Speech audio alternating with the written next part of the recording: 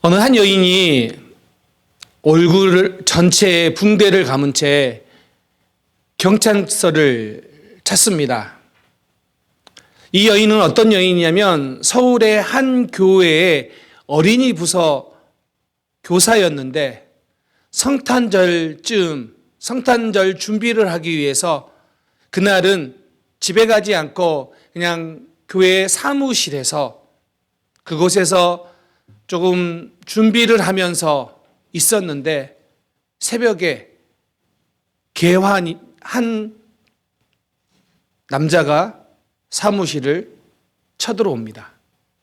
그리고 이 괴한이 이 여자 청년을 성폭행하려고 시도하다가 완강히 거부하자 폭력을 사용해서 계속해서 그 여자 청년을 구타를 합니다. 꽤 긴 시간 동안 구타를 하다가 새벽 예배에 오는 사람들의 소리가 들리니까 이 범죄자가 도망을 칩니다. 결국 이 청년은 전치 24주 진단을 받습니다.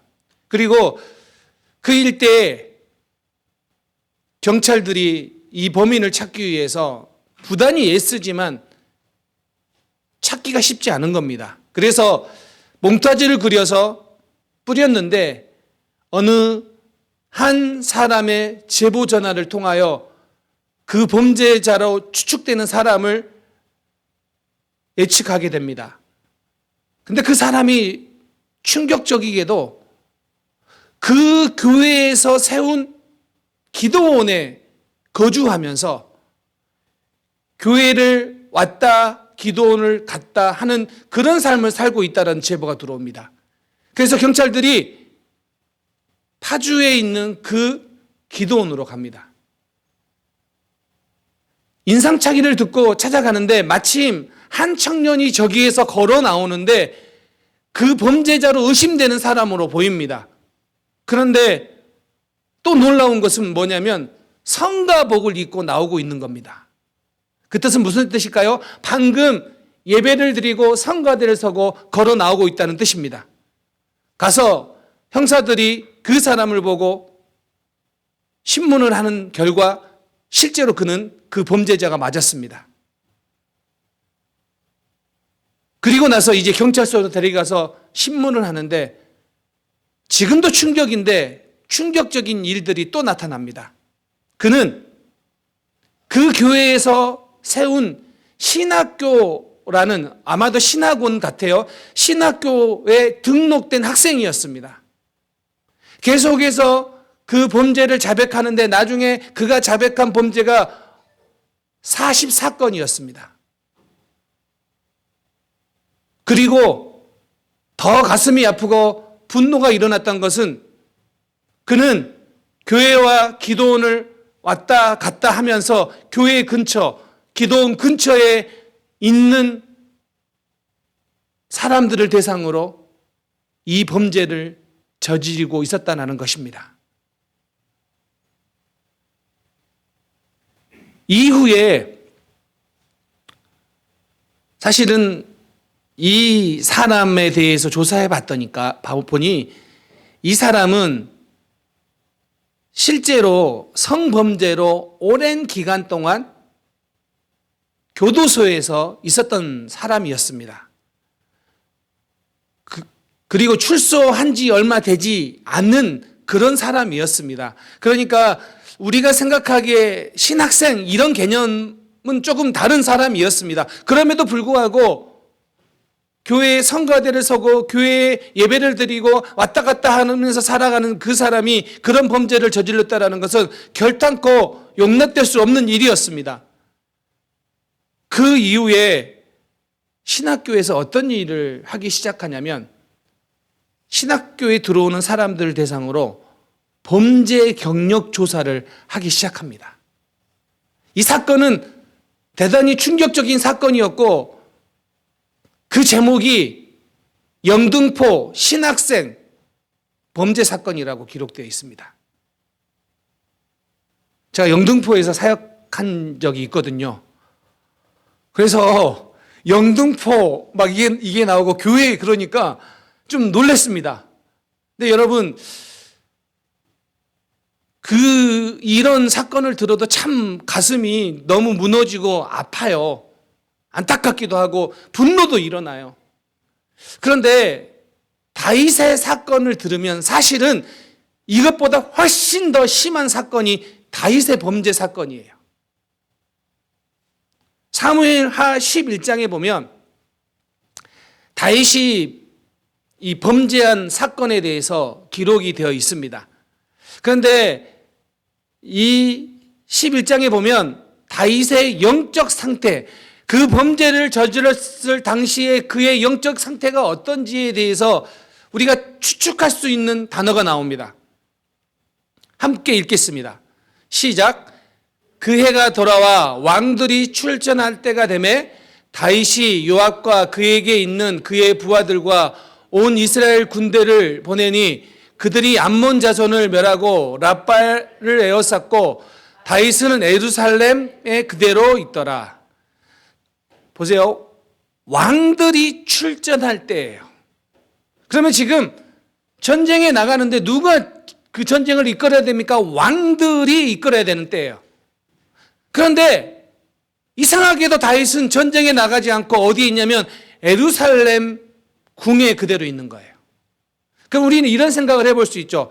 다윗이 그때 정말 중요한 일이 있었나? 그래서 전쟁에 나가지 않고 통치하고 있었나라고 생각해 볼 수 있어요. 그러나 사무엘하 11장 2절에 보면 그는 저녁까지 낮잠을 자고 일어나는 기록이 있어요. 저녁까지 낮잠을 잘 정도면 그다지 심각하거나 급한 일은 없다고 봐도 될 것 같아요. 그러니 지금 이 상황은 무엇이냐면 다윗의 영적 상태가 어떠한지, 그의 영적 나태함이 어떠했는지를 보여주고 있는 본문이라고 볼 수 있습니다. 그런데 여러분, 우리가 잘 기억하세요.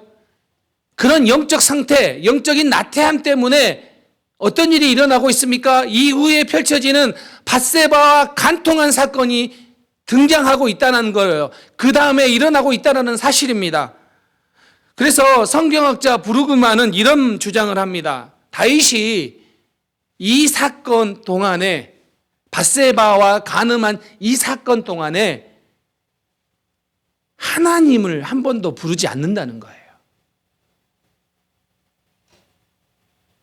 그리고 11장에는 여호와의 이름이 거의 등장하지 않아요.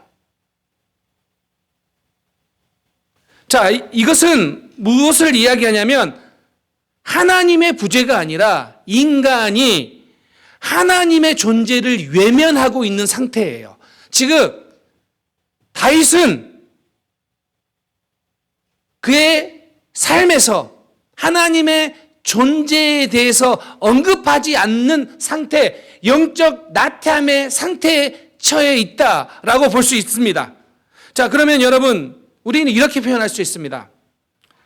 우리도 하나님을 언급하지 않고 하나님께 묻지도 않는 그런 삶을 살면서 우리 스스로 결정할 수 있어요.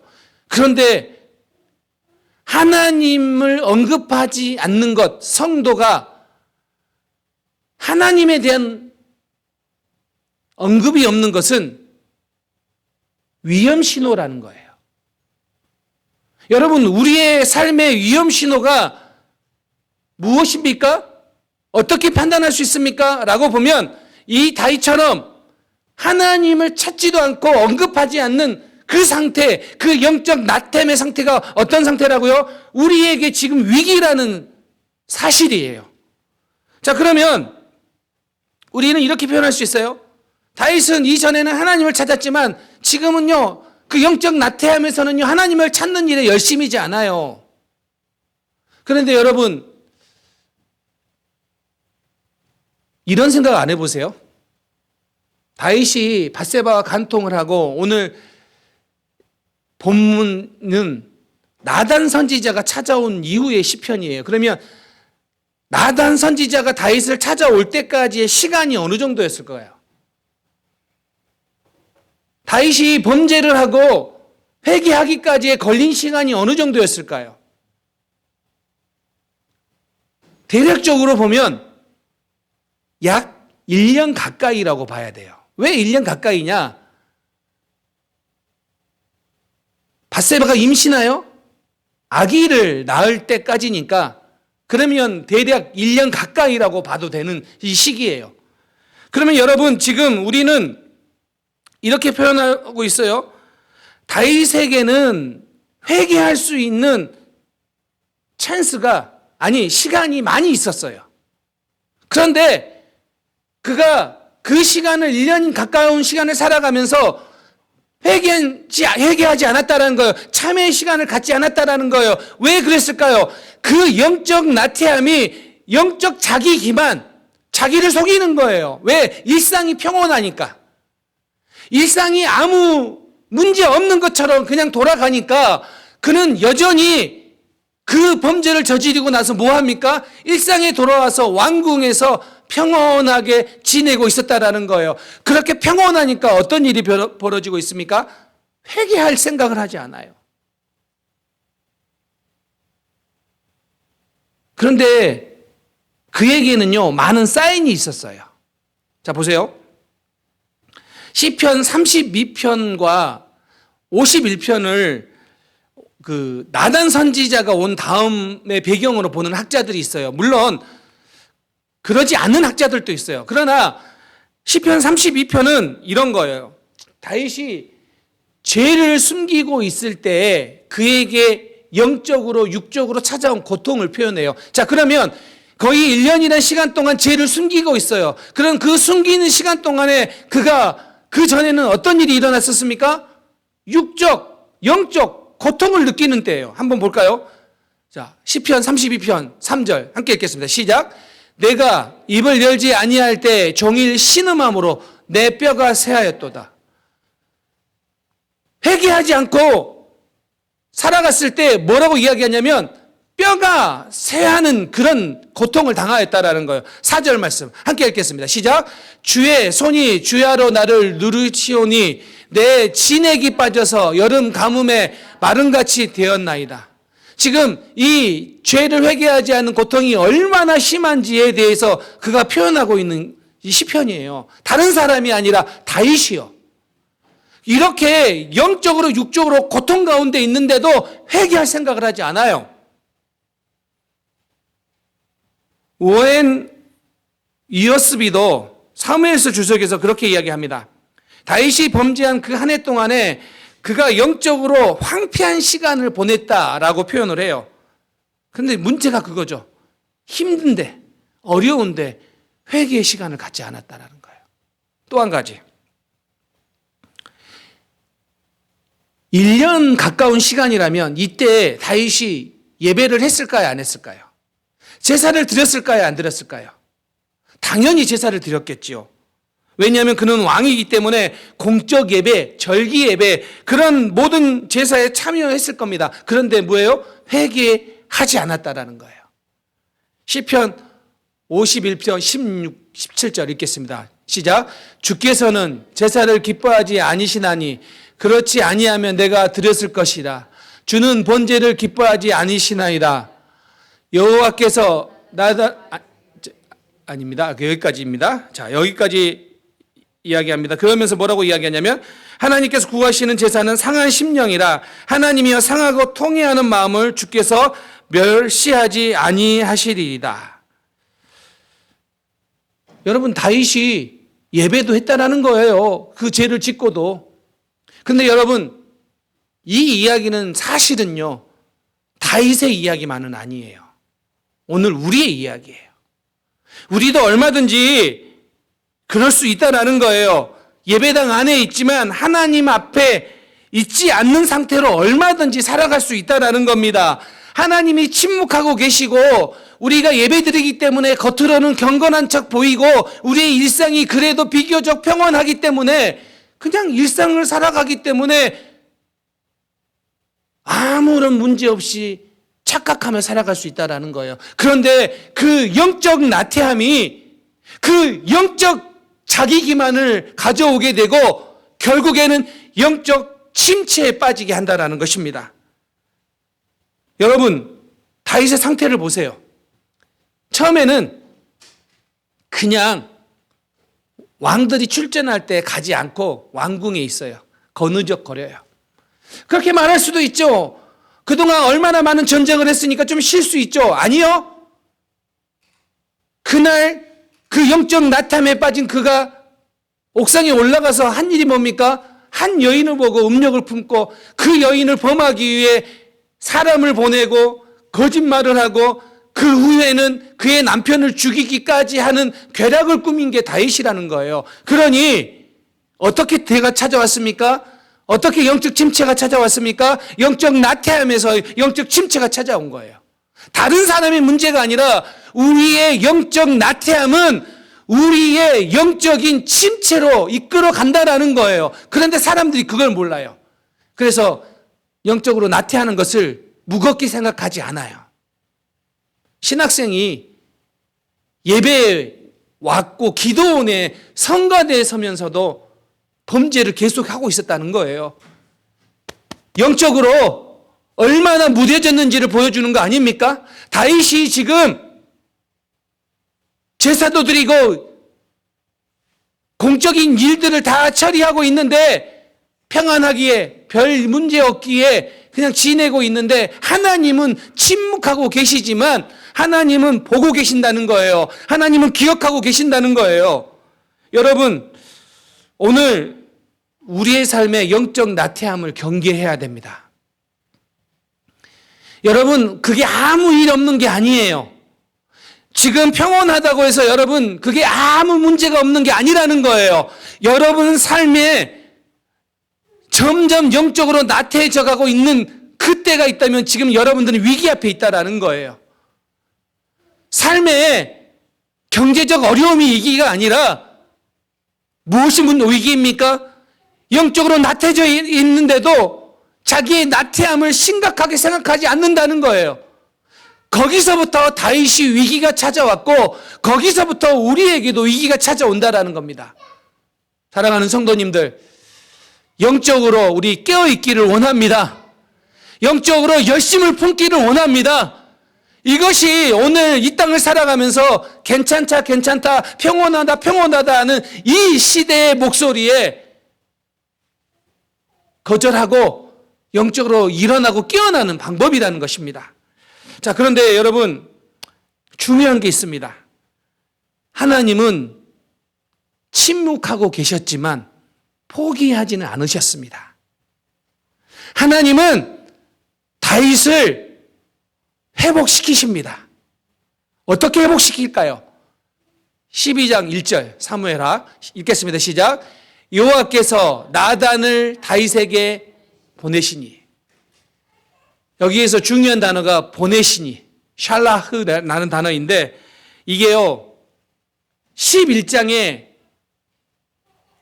12번이나 나오는 단어예요. 그러니까 다윗이 범죄한 11장에 이끌어가는 단어가 뭐냐면 샬라흐, 보내다는 단어예요. 그런데 거기에서는 누가 보내냐면 다윗이 보내요. 다른 사람도 보내지만 다윗이 주로 보내요. 그러니까 다윗이 능동적으로 밧세바를 취하는 일을 했다라는 뜻이에요.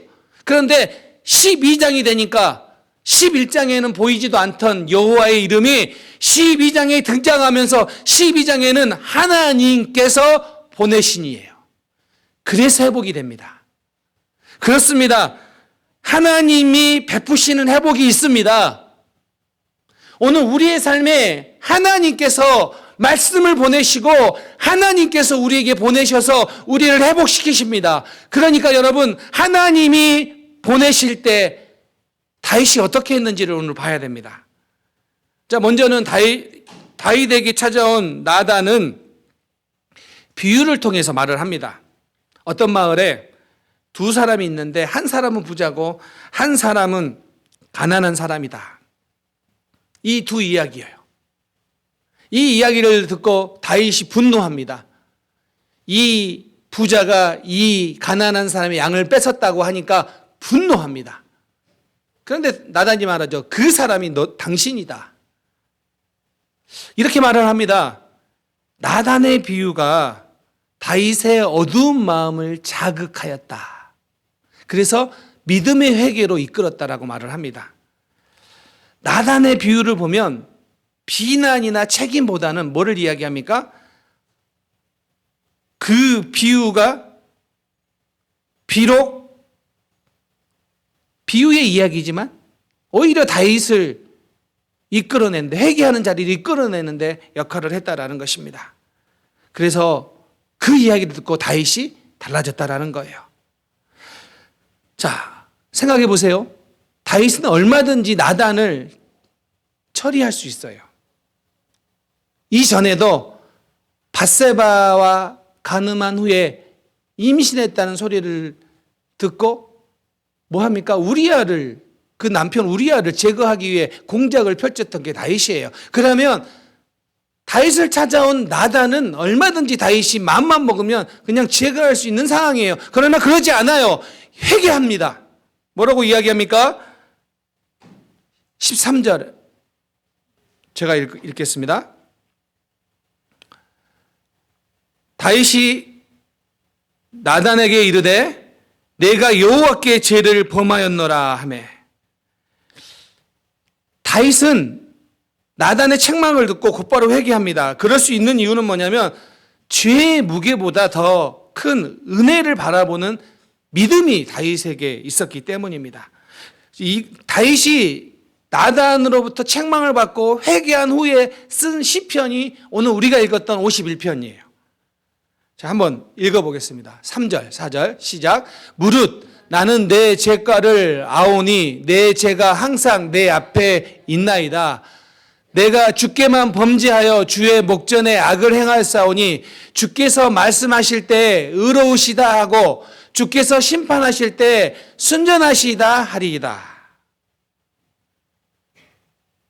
다윗이 그렇게 회개하니까 어떻게 됩니까? 하나님은 다윗을 용서해 주십니다. 요한일서 1장 9절도 우리에게 이렇게 말하죠. 함께 읽겠습니다. 시작. 만일 우리가 우리 죄를 자백하면 그는 미쁘시고 의로우사 우리 죄를 사하시며 우리를 모든 불의에서 깨끗하게 하실 것이요. 이사야 55장 7절 시작. 악인은 그 길을, 불의한 자는 그의 생각을 버리고 여호와께 돌아오라. 그리하면 그가 긍휼히 여기시리라. 우리 하나님께로 돌아오라. 그가 너그럽게 용서하시리라. 아멘. 여러분, 우리의 심령에 나태함이 있다면 하나님 앞에 나가십시오. 그것이 다윗이 그 이야기를 듣고 회복됐던 길이었습니다. 유진 피터슨이 이렇게 말합니다. 다윗의 영성에 있어서 가장 어두운 시기가 이때예요. 그러나 하나님의 은혜를 가장 깊게 체험한 계기가 이때라는 거예요. 우리의 영적 나태함을 조심해야 됩니다. 자, 그런가 동시에 그 나태함 속에서 머물러 있지 말고 뭐 해야 됩니까? 우리를 받아주시고 우리를 사랑하시는 하나님 앞에 나가야 됩니다. 그러면 하나님께서 우리를 회복시켜 주실 줄 믿습니다. 아멘. 초대 교부들은 이렇게 말했어요. 7가지 제약 중에서 하나를 영적 게으름, 아케디아라고 했어요. 그러니까 이렇게 말하는 거예요. 7가지 제약이 있어요. 그런데 그 중에 하나가 뭐냐면 영적 나태함을 아케디아라고 꼽았어요. 에바그리우스 폰티쿠스라는 수도사가 프락티코스라는 책에서 이런 설명을 합니다. 수도사들이 이렇게 기도하고 묵상을 하는데 이런 낮 시간이 되면 이런 생각이 든다는 거예요. 시간이 너무 늦게 가는 거예요. 시간이 너무 더디 가면 어떤 생각이 드냐면 오늘은 그냥 기도 그만하고 묵상 그만하고 그냥 쉬자. 다른 수도원을 옮길까? 에이, 기도해서 뭐해. 여러분 많이 들어본 이야기 아니에요? 우리도 사실은 뭐 이런 기도하다가 응답이 안 되고 내가 영적으로 조금 지쳐버리면 이런 생각 하지 않습니까? 기도하면 뭐해. 응답도 안 되는데. 내가 이렇게 열심히 기도하는데 오늘은 진짜 기도 안 된다. 그냥 쉬자. 이걸 뭐라고 불렀냐면 정오의 악마, 정오의 아케디아라고 불렀어요. 여러분, 기도는 늘 내일로 미루고 성경 읽는 것은 늘 다음이고 순종은 아직도 준비 중입니다 라고 하고 있다면, 이게 혹시 나의 현재 상황을 대변하는 거라면 영적 아케디아예요. 영적 아케디아에 빠져 있을 때 우리는 순간순간 그렇게 이야기한다라는 것입니다. 그런데 여러분 기억하십시오. 그때가 하나님께서 우리에게 은혜 베푸시는 때입니다. 하나님을 찾아야 됩니다. 하나님 앞에 나가야 됩니다. 하나님의 말씀을 듣고 다시 한번 다윗처럼 하나님 앞에 나가야 됩니다. 그때 우리에게 회복의 역사가 있다라는 것입니다. 이제 말씀을 마무리하려고 합니다. 다윗이 참회 기도 중에 이런 내용이 나옵니다. 함께 읽어보겠습니다. 시작. 하나님이여 내 속에 정한 마음을 창조하시고 내 안에 정직한 영을 새롭게 하소서. 다윗이 깨달은 게 있습니다. 하나님 없어도 그렇게 살아도 괜찮다라고 느껴진다면 지금은 회개가 시급한 때라는 거예요. 하나님 찾지 않는데도 불구하고 내 일상이 평온하게 느껴진다면, 일상을 살아가는 것처럼 살아가는 때라면 지금 그때가 위기라는 거예요. 다윗이 그랬어요. 그러나 하나님이 회복시킨 다음에 다윗이 어떤 고백을 하냐면 13절에 이렇게 말합니다. 그리하면 내가 범죄자에게 주의 도를 가르치리니 죄인들이 주께 돌아오리라. 나를 회복시켜 주시면, 나를 용서해 주시면 뭐 한다고요? 내가 범죄자에게 주의 도를 가르치리라. 그러면 죄인들이 주께 돌아오리라. 이게 사명 아니에요? 이게 사명이에요.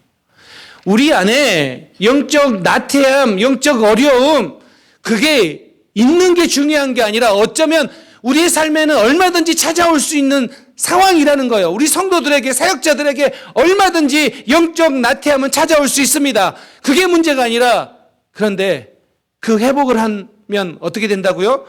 그 회복을 하면 우리의 삶이 다시 재건될 뿐만 아니라 영적으로 어려운 사람들에게 우리가 다가가 그들을 회복시킬 수 있는 은혜가 펼쳐진다라는 거예요. 정말 바랍기는 여러분들을 통해 영적 나태함으로, 영적 침체에 빠져 있는 사람들이 돌아오는 역사가 있기를 주님의 이름으로 축원합니다. 혹시 여러분, 그 사람이 여러분의 가족이고 자녀들입니까? 그 사람이 여러분의 친구들입니까? 여러분을 통하여 하나님이 이와 같은 일을 베푸실 줄 믿습니다. 그래서 믿음으로 우리가 다시 다윗처럼 우리의 마음을 새롭게 하시고, 우리를 새롭게 하실 때, 내 속에 정한 마음을 주시고 우리를 새롭게 하실 때 그렇게 될 줄 믿습니다라고 이 믿음으로 나아가시는 우리 모든 성도님들 되시기를 주님의 이름으로 축원합니다. 아멘. 기도하겠습니다.